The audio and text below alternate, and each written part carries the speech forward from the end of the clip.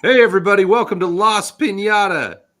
Terrance is laughing because the opening that he put together, yes, he thinks it's a terrible really opening. crappy. It's pretty funny, but I'm Terrance. I'm Dave, and we're your hosts here. This is the program where we invite you to. I don't remember our catchphrase that we came up with the last time, which was beat it or yeah, something like that. Where I was going to say where we invite you to get stuffed, but that's not what it is. It's to knock the stuffing out of your creative doldrums or something. Yeah, something. Yeah. No, but I think it was get stuff. Well, no, not get what stuff. wasn't the I don't know. We had some sort of catchphrase. We probably should have written this down, but it was something like poke the pinata. Now it's time for you to poke your pinata and see what comes out. There was something like that. It was see what shakes out. That's right. Now it's time to whack your own pinata and see what shakes out. Okay, that's the end of the show, though. Hi, this is the second episode. Did I mention that? Hey, and I'm writing this down now. So. Oh, good. Okay. Poke your now pinata. It's your turn to whack your own pinata and see what shakes out. I think that's what we decided on. We can go back and listen to it on the other episode. Yeah, we can, but no, it's good to write something down now. Yeah, that's what we're going to do this time around. Get some of our thoughts down because it's just it's a fun conversation, but yeah, that's right. It makes it easier to summarize at the end when you know what you talked about. And we're just chatting here, folks. We're going to be chatting today about success. Success. And we're just going to what is success? What's and if you happen to come in here, we do want to invite you to shoot us over in the chat, give us questions, or insights into what success is. I think for different people, it's different things, Terrance, what's what are you looking? I mean, we're talking about creative success. Creative success, right? Yeah. I don't know. My thought on that is really okay. So for as a TV producer, as a video guy, it's it was getting a job, being able to work in my field. That was, and literally that was success. Because I've had every job in the field of television, every job, I think literally from HR to accounting to camera director and everything, but just being in that environment was success for me. As long as I was working in my field, I felt successful. For about 3 years, I had been laid off the second time. I found another job. So I was trying to do something different, take my skills and do something different where I was, and that was probably the worst 3 years I've ever had. Yeah. And I don't know if I attribute that to just not being in my field, but it's that's the only time that I felt high levels of stress and dissatisfaction with my general existence. It was terrible, and it wasn't I try to separate it. It wasn't the worst job, honestly. Mm-hmm. It was a terrible office there that last year. Those were some terrible people, but the job itself wasn't actually all that terrible. It wasn't what I wanted to be doing, and I was kind of doing it as a stepping stone to get back into TV anyhow. So and that Yeah, didn't work yeah, out. yeah. But Well, then it's after that, interesting. it It's got interesting because, for a long time, it's like I looked at, because we've been creative friends mhm, since high school and whatnot, and I looked at kind of your avenue and where you were kind of getting into the biz, mhm, but you were never quite where you wanted to be creatively. right. You were sort of adjacent to what you were really interested in. Mhm, And there was part of me when I saw you doing that, was sort of like, I guess my feeling was I kind of felt like I didn't want to do that. I mean, mhm, be sort of that close, but yet so far, mhm, that I kind of worried that it was a bit of a tease.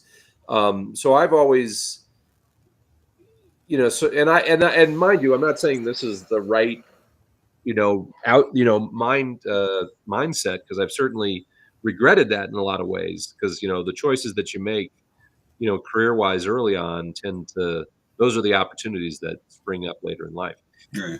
So, so like I was doing stuff that was completely unrelated to creative stuff, just with the idea that, the creative stuff was what I was doing on the side. Mhm, And my thought being that, like I said, it wasn't a tease. I mean, I knew what I was trying to, but it was very much exactly what I wanted to do, which was create the stuff that I wanted to make. mhm, Um, rather than feeling like I'm compromising on right. the part. So, but at the same time, I kind of feel like, well, you know what, if I had really charged hard and instead of getting admin jobs in government, which is mostly what I've worked in, local government, that, maybe, if I had made a point of getting admin jobs in the creative industry, that by now I'd have more, well, maybe I'd be making money at it. A Yeah, little bit more money than just, yeah. doing a gig here and there, or maybe getting a smattering on Patreon or whatever. But I mean, but were you always? I mean, because for a long time, your side thing was figuring out what you wanted to do. It seemed. Well, that's true. I didn't know what I wanted to do I for a mean, long for time. me, I think there's. I mean, because I mean, like I I'm a TV guy. That's my job. But I've got Yep. a whole side that is other things that are creative that aren't Mhm. related to it. So it's.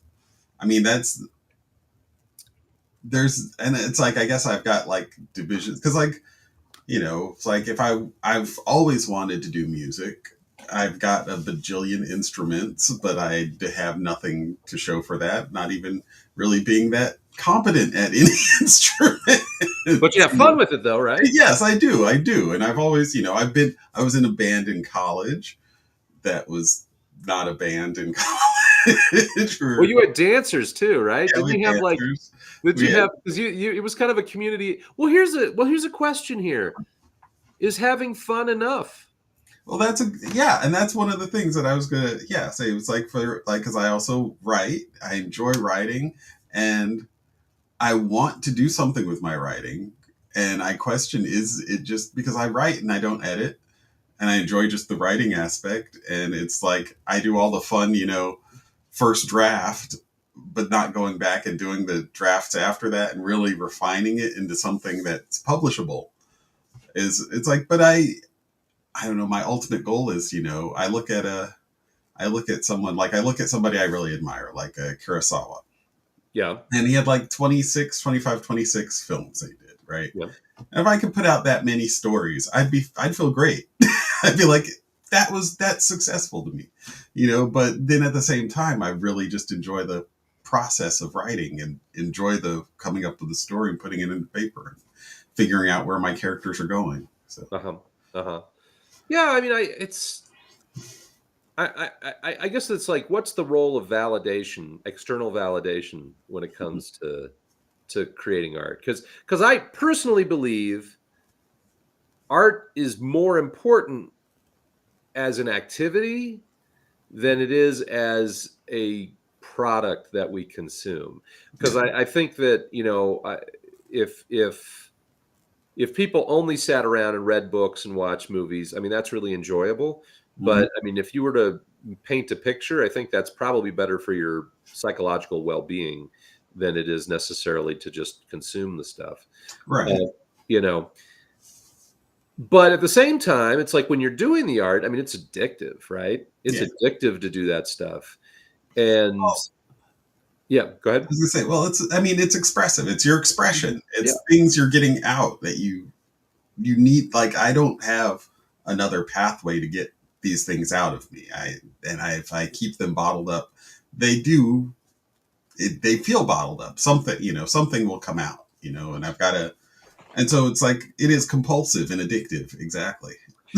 Well, so was it so here's a question. I think was it Sylvia Plath who died before people knew about her poetry, or was it Emily Dickinson? Oh, I don't know. One of those two. One, Like, I'm not a poetry I artist, have but I no don't. votes like But that. one of those died largely, if not completely unknown in the poetic world. And they found her poems afterward, uh, and then it turned out she had hundreds of poems, and they considered some of the greatest English poetry of all time, right? And the question is was that person successful? Was and I Yeah. feel like I got to look that. I feel like I got to know if am I talking Sylvia Plath or Emily Dickinson, or is it somebody else? But was that person successful? Because they did the writing. They followed Mhm. their They're muse. yeah. Um, Put it all down, and they got it out, and but they didn't get they it out. didn't they didn't put it out, but they got it out of their head into a space. But then I don't know. Who knows? Maybe they never intended to share that with anyone ever.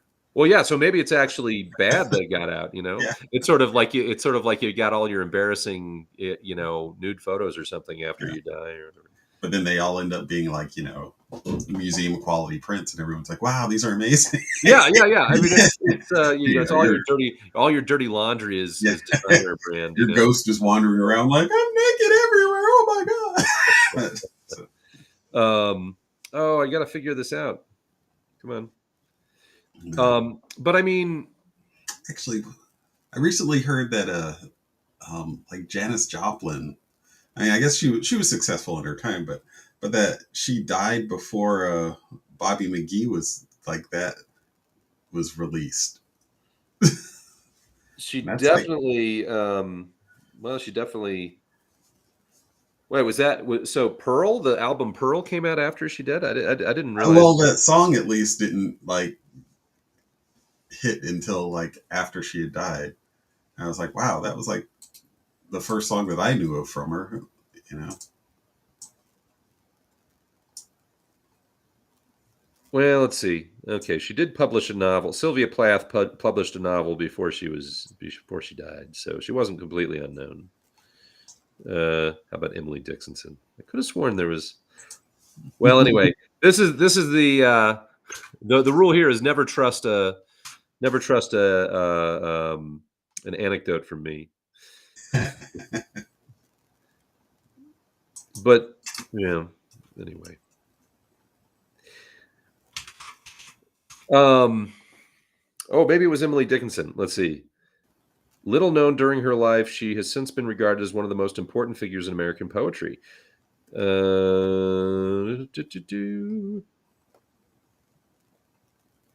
yeah, Yeah. she topped the 100 with me and Bobby McGee in March of 1971, but she died in like December of 1970. So I think these are all, Yeah. so posthumous success. I mean, that's a good. I mean, I don't know if that's the best place to start with this discussion, but I think it brings a lot of I it don't know brings if a lot that's of questions in the focus. I mean, I think a lot of artists they want that external validation, and they don't get it, even though they may be doing really high quality stuff. I yeah. think that's and taking the ego out of it, because I have no idea how good my stuff is, right? But I Mhm. do know other local artists that I know who are really great. Mhm. They're really wonderful at what they do, and and I may even like their stuff better than that's on the radio or on YouTube or wherever I hear stuff. or the people that are famous, Hmm. and it's sort of like, well, why isn't this person more successful? And Yeah. I think when I first kind of had my midlife crisis and decided I wanted to focus on music, um, I thought there was sort of like a thought, well, okay, I'm going to get out there, I'm going to write the stuff, and if it's good, it's going to catch like wildfire, and I'll just be successful. Hmm. But it really doesn't feel that way when you're in the trenches. There's so much out there, and I think this is a good thing. Hmm. Actually, there's so much art out there. Right. Right. We're living in a day and age where anybody can be creative, and they've got the means of getting it out there and getting some type of external validation. Some sort of feedback at least on it, if not, Yeah, yeah. but then it's a lot harder, I would believe, now than ever, than for a person to make a living on it, because there is so much. It's easier to make money off of it, but it's harder to make a living, I think. Well, it's harder to get obscenely successful Mm. at it the Oh way yeah, that yeah, you definitely used to that. be. It used to be that you could be, like you could really make a living just as a kind of a full-time band. Yeah. I think it's harder to do that. I mean, you're still, the people in the music community that I know, they're basically saying it's like, yeah, well, we still get paid the same as we did 20, 30 years ago for gigs. It's still $100 a gig or whatever, and yeah, it's just not the economy is just not there. Sometimes, I mean, I know a lot of people that are full time artists, but it's not it doesn't look like Taylor Swift or something like Right. that. Right. Well, It's nobody looks like Taylor Swift. Taylor Swift looks like Taylor Swift.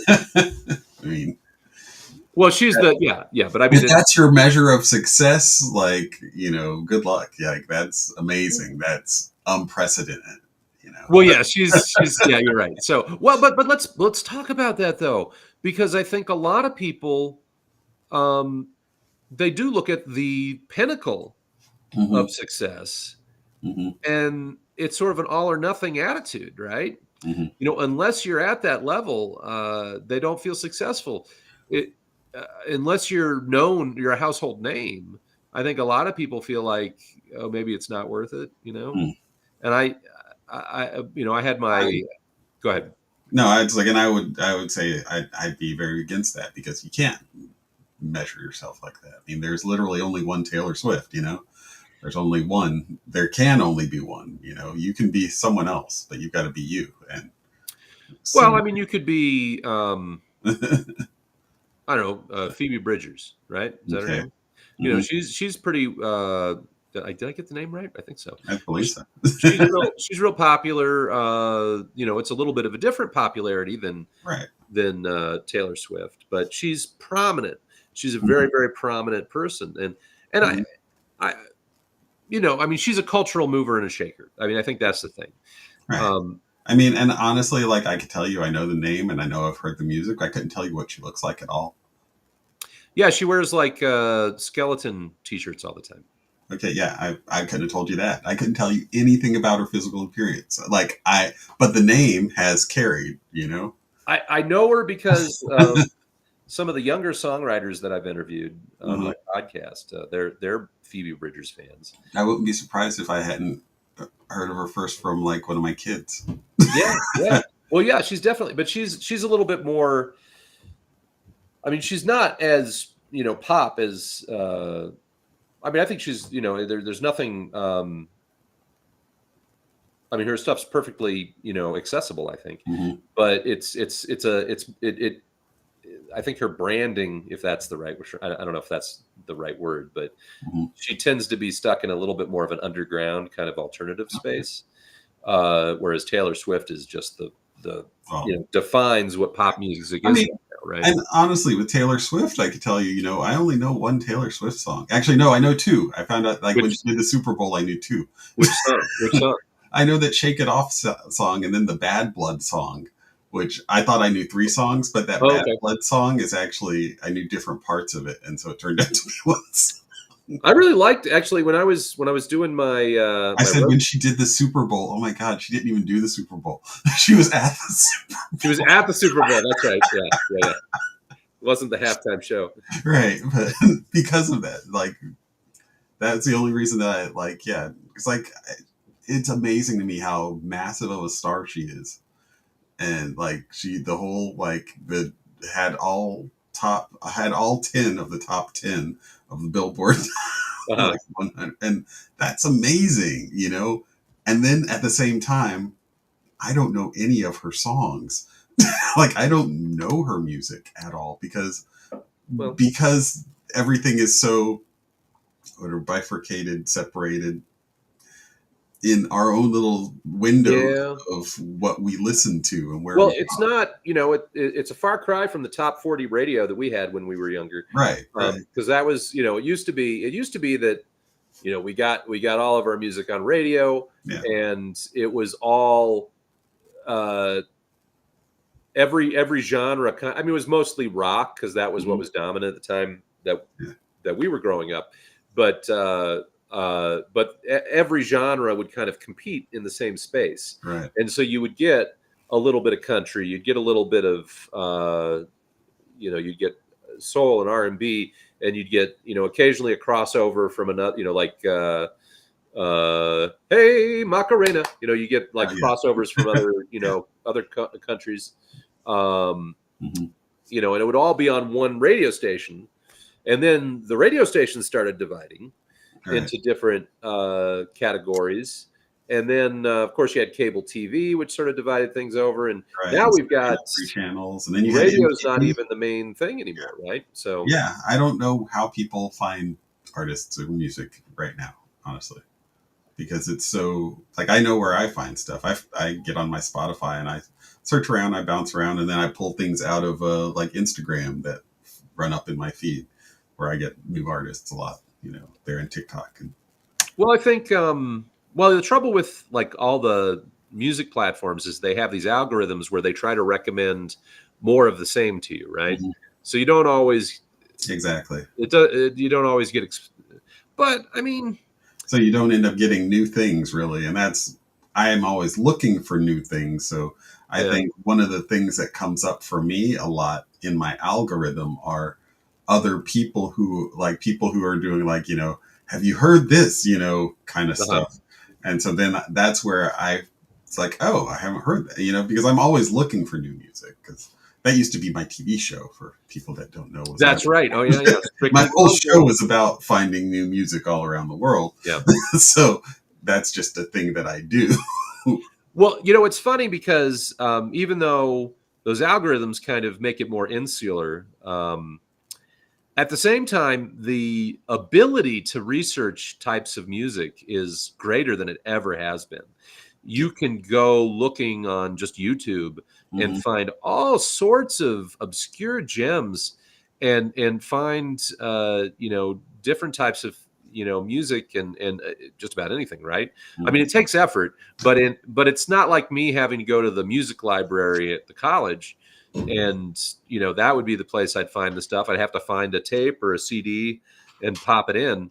Now you can just float around the internet and find all that stuff, and there's plenty of guides out there. There are, um, God, I found I wish I could remember it, but I found a great Instagram account for music history, and let me see if I can get that for you, because I really love this lady. Um, she does some really great deep dives, and what's more is, like, she's diving into history that I would think that I would know better, and I don't. I don't know, maybe she's making it up, who knows, but that doesn't seem like it. Doesn't seem like it. King Richard said, "Michael Jackson, you are the greatest performer I've ever." Who said that? King Richard III. That's right. Oh yeah, exactly. Yeah. I thought you said Little Richard, and I was like, well, Little that's Richard. actually Oh, hey, plausible. see, this is how stories get made. So Oh, back though, but yes, the success. success. So I mean, okay, so Now, you can be famous when you're dead. you know, yeah. you could you can make it big now, or just be notable to a smaller populace. Like you can be in the business, you know. I don't know, what are the other aspects? You can just you don't have to be in the business at all. You just create stuff that you're proud of. It's like a diary. You basically you create art that's for yourself, and it's just your form of expression. I mean I think that's a question there. It's like you've probably got people that write in their diaries, and they're Mhm, probably literary greats that we may or they could potentially be mhm, matched with little literary greats, mhm. but we don't ever see their stuff because most people, I don't think most people mine people's journals for that sort of Right. thing when they pass away. Actually, my mother-in-law writes would write little uh, basically like diaries, little memoirs kind of like trips that she would take and all that. Uh-huh. And she bound them all and like gave them to us. And so there's like little books that she's written, That's really cool. yeah, and I think that yeah, I think that's really cool. I was just I forget who the guy was. There was a guy. He might have been actually. I think he was on a show I did recently. That's what it was. He was doing the same thing where he would write. He had a very interesting life, and we were interviewing him, but he was talking about how he wrote everything up until he was like 75, and that's where he ended it. Basically, it was like he wrote a like life. It's like your lifetime achievement. And so, like, at the end of it, he had this big party that all these people gave him that was just like the perfect end cap to the story and everything. And so, like, after that, he just stopped writing things. Huh. Like, and it's like, that's interesting. Like, if you are writing memoirs and you're like of your life and things about your life, and it's like, oh, and this is where it ends. This is a perfect ending. It's like, but you're still alive. That's interesting. Like, but I mean, like, yeah, I guess if you're looking at your life in a story like that, so. So I think, I mean, you can have creative success just by being creative, just by exercising that expression and getting it out there. I mean, finishing, when I say getting it out there, I mean just finishing it, Mhm. producing stuff. And you don't even have to get wide level recognition for it. I think this is a thought that's come to mind about the healthiness of being an artist. Artists have a reputation as being crazy. As like tortured artists, like a tortured artist Yeah, is kind of a big thing. And bingo. in my experience, people that just sort of casually do art on the side, the people that have they've got a regular job, but they work a side band, Hmm. or they paint, or they do what you're talking about, binding their memoirs together and handing it out to friends, things like that. People who do it kind of as a hobby, I Hmm. think it's almost 100% healthy. Right. I think those people are healthier. You have art therapists. There's Hmm. art therapy is built around the idea that doing art is healthy. Yes, it is. I It's think right. what becomes unhealthy is when you start trying to make it a career. Mm. Um, because the career part of it is a grind. And what happens is you're bundling up your personal expression with You're turning kind it of a into a career. merciless capitalist system. Sorry to Yeah. get political or whatever. Yeah. No, but So, that's true. That's true. I mean, the thing is I know, like a woman, she's like the hardest working person and one of the most talented singers. Like, she's amazing. She mhm. speaks three languages. She can sing like you wouldn't believe. You want to give her a shout out? Uh, well, I don't know if I want to do that, Oh, but okay, hey, okay, I was okay. just gonna like just Yeah, leave yeah, it. yeah. Okay, okay. But just to say, and like this was early, like in her career, and she was flying all over the country. Like, she was going to L.A., she was going to New York, she was doing um what are they like? They're not press tours, but they're like places where you get to meet like the executives who basically will say, "Oh, that's the person we're going to put onto this thing." You get to meet people who are agents, who are all that sort of stuff. And I couldn't believe that she wasn't being more successful. You Yeah. know, because I'd never known anybody who, I mean, who that sounds bad, but sold themselves more, and like who branded themselves better, who pushed their art more, and who was really talented on top of all of that. And like, Well, what does more successful mean in this case? I mean, what because is she making well, a more full successful time?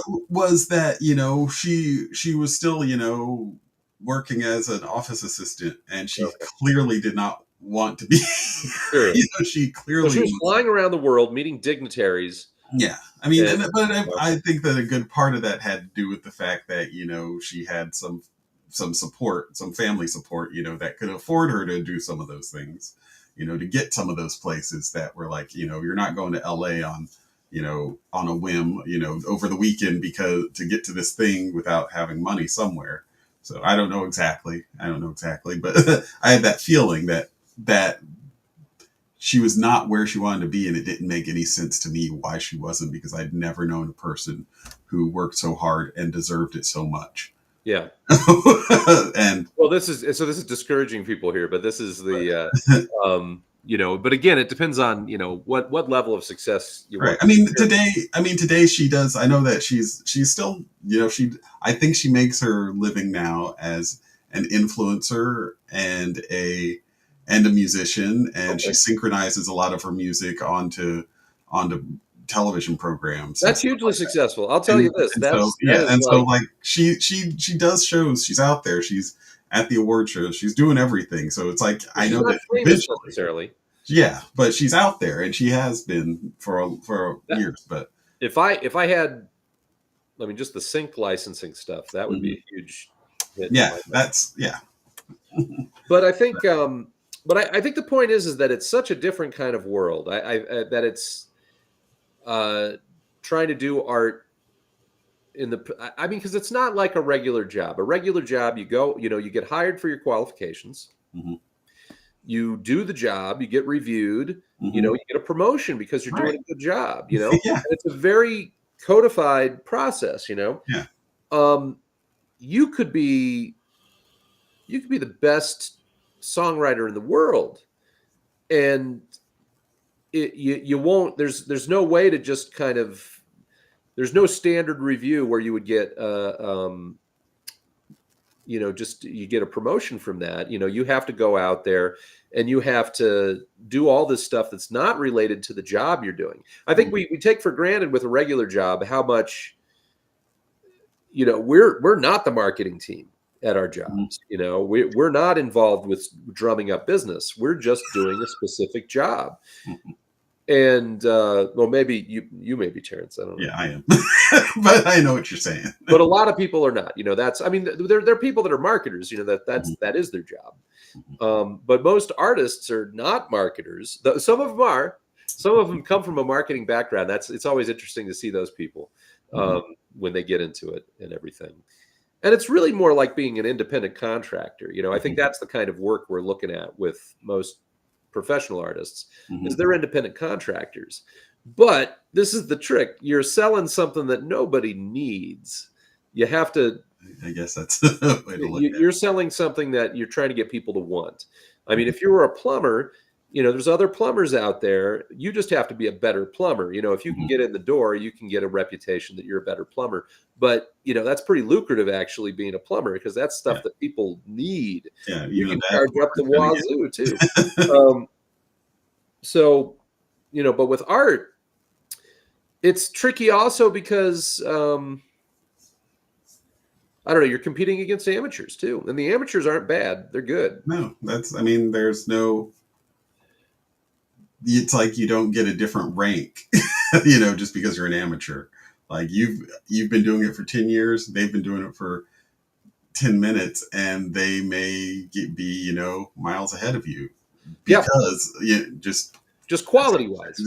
well, I mean, but it's just by audience reception, Oh, even that, you're right. If you got a bunch of friends you and know, it's just a completely different, it's yeah, such a different environment than working a regular yeah. job.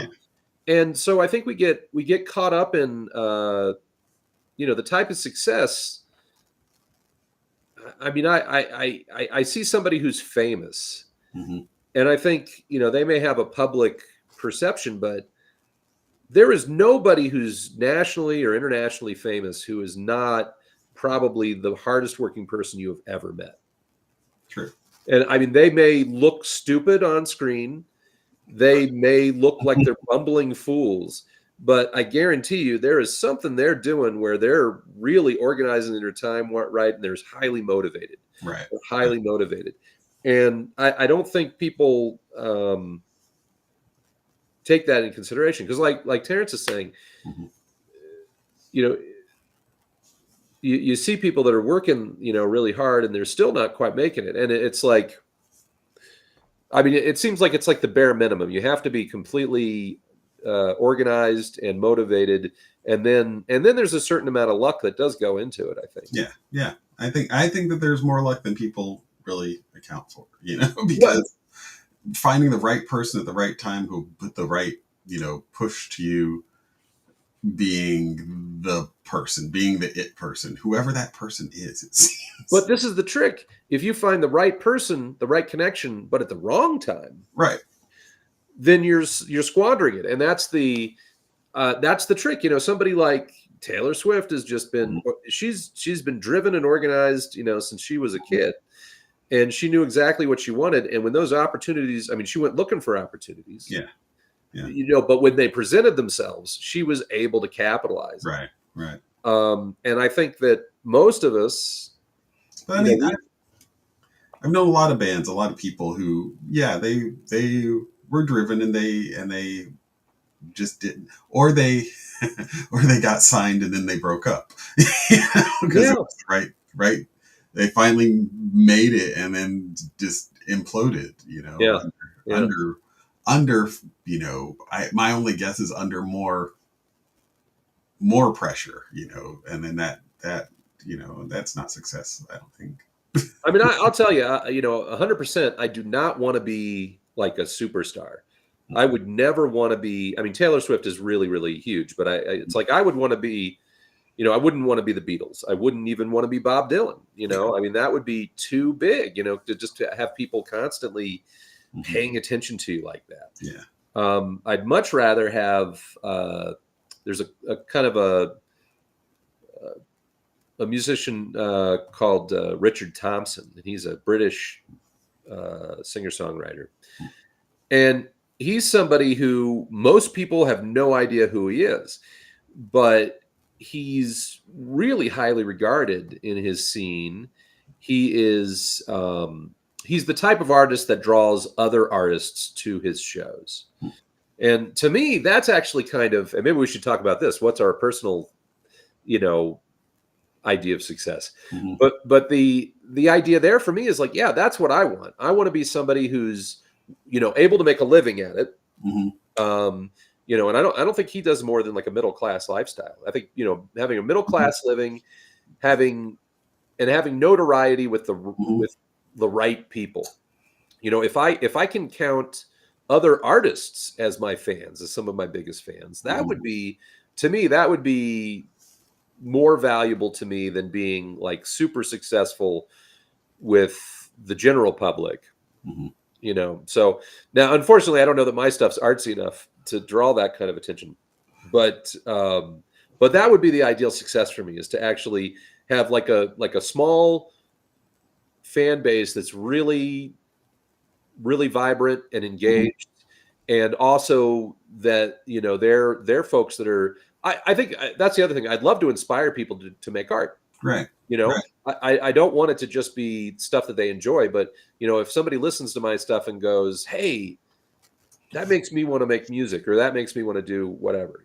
And I think, honestly, when I think of like my TV career, right, I think that's why it didn't matter where in that I was, because my goal there was to inform people. Like, it's the dissemination of information, and so being part of the bigger mission was what drew. It wasn't about me and my art and my specific, Uh-huh. and that's why I look at like that differently. I mean, yes, I'm a storyteller there, but it's a different goal in that sense, because it's like, if I'm giving you information that you need, my goal is to get the information that you need out there to you. And so that's different than what I'm creating, where I'm writing a story. And I know at one point, before I was probably finished with my first book, or I shouldn't say call them books, I maybe my first draft, Uh-huh. Yeah, yeah, yeah. my Huh. first manuscript, let's say There that. you go. There you go.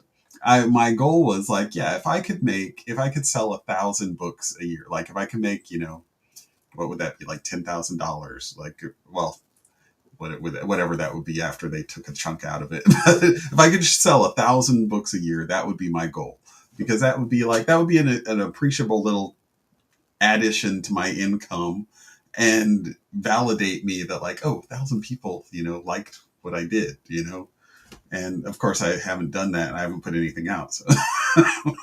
But one day, maybe maybe that'll be my measure, but I don't know. Well, that's yeah. I mean, at this point, I'm enjoying writing, and I don't want to stymie myself by, making it suck for me.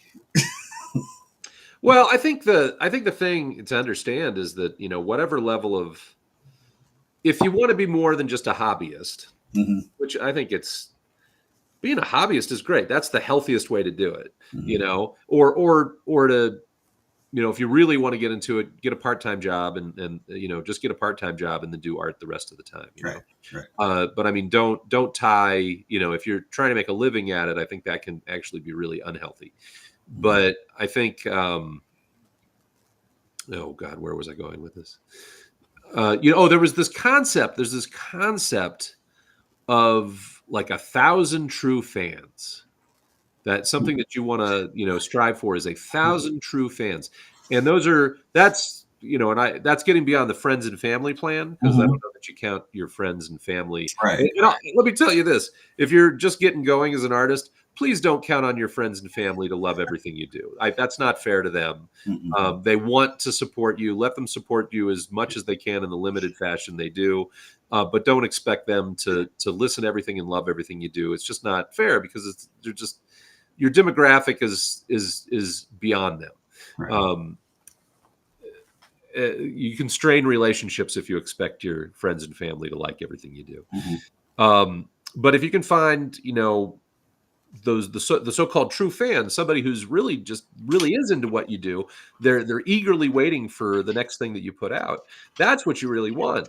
And if you can find that so-called 1,000 true fans, then you could make a living off of that, because they're the people that are going to buy your merchandise, they're going to buy your swag, they're going to buy your albums, your art pieces, all of that stuff. If you're a visual artist doing those postcards or the greeting cards, that's a great way to make money off of that. They're going to snatch that stuff up. Terrance, you had a look on your face, though. No, because I was remembering something, and I wonder, was that part of? Do you remember, like, back in the '90s, early 2000s, or something about the long tail? Is that where the 1,000 true fans comes from? Like, Maybe. I wish. Yeah, it'd be nice to give credit to whoever came up with because that. like that's what because it was like, you had like your main group that is actually going to support you, but then the trickle down effect is way down there. People will still, you give away things for free, and Mhm. there's still this core group that will buy stuff, and that will Yep. support you. And Yep. that was, yeah. Well, that's what they say. I Yeah, need if to you can look get up that that. whole thing again. But that's a grind in and of itself, is trying to find those fans, because Right. I think we were talking about this last time, the concept of, like, if you write a letter to the editor, Mhm.